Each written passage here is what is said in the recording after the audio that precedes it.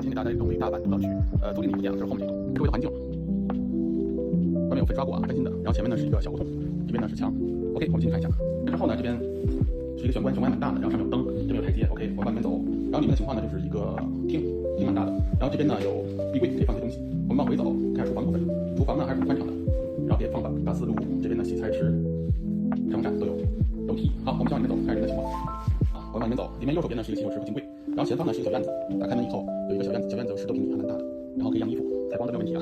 好，我们再回来，从这里面走，然后这个地方可以放洗衣机，旁边呢是浴室部分，浴室我们可以洗澡，然后再往里面走呢是卫生间的部分。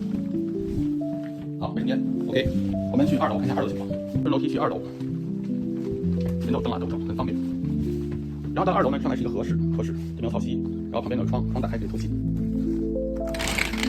很好，采光没有问题。然后旁边有壁柜可以放东西，我们再往里面走，里面也是个和室，很方便啊，不用来装，同样有壁柜可以放东西，然后带有大空调，这样的房间